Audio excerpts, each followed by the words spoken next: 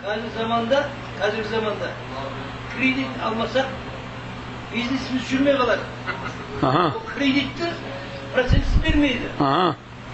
Арабтар жоқ, 5% береді. Бұны қалай жұмыс істемей үйде отыра береді жоқ әлде? Осы кредит аламыз ба? Машалла. Ол сұрақ. Kredit alma istеп atқан бизнесмендер да өте көп. Адамдар айтады, сен қалайша арақсыз той өткіз деп айтасың сен дейді. Қалай арақсыз өткізем мен дейді. Адамдар күлмейді ме? Арақсыз той өткізу мүмкін емес дейді. Тура осы сұрақ екеуі бірдей болып отыр да нас. Адам ешқашан ашынан өлмейді.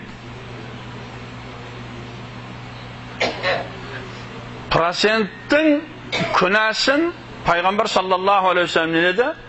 Процент алудың өзінің бір күнәсі өзінің анасымен 7 рет зina қылғанмен тең.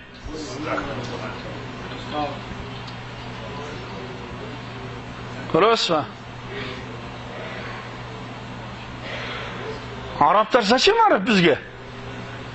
Қазақ ешқашан процент алып, процент беріп күн көрген емес. Қазақ неше ғасырдан бері өмір сүріп келіп жатыр. Соның ішінде қазақтың неше байлары да болған, кедейі де болған, мықтысы да болған, әлсіз де болған.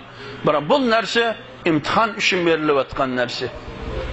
Дұрыс процентке алып жұмыс істесеңіз, 10 саусағыңызбен жейсіз. Аллах субханата ар-разақ деген сипаты бар. Ол ар-разақ, ол параллель адам болса да өлмейді. Алла мынаған қарыз, бірақ мынаған қарыз емес. Сол үшін біз әрбір нәрсені өзіміздің қара басымыз деп айтпауымыз керек.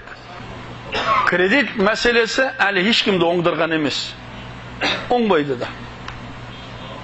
Бір жігіттің жаназасында болдық. Ол жігіттің мойнында 12 миллион кредиті болған. Әкесіден мені жаназада біз сұраймыз, мынаның мойнында қарызы болатын болса кім береді дедік. Яғни әкесі шығады, немесе әкесі өлсе үлкен баласы шығады. Сонда әкесі тұрмайды. Бұның деді кредит қарызы бар деді. Мен өліп қалсам да бермеймін оны деді. Қаласың деді қабірден шығарып ал, қаласың өлігін апарып үйіңе апарып көміп ал деді. Бітті.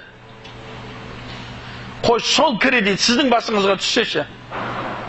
Өкіметтен алдың ба, кімнен бәрі қарыз ба есептелінеді. Балаң төлей алмаса, қабірдегі ең үлкен азап бірінші қарыздан басталады.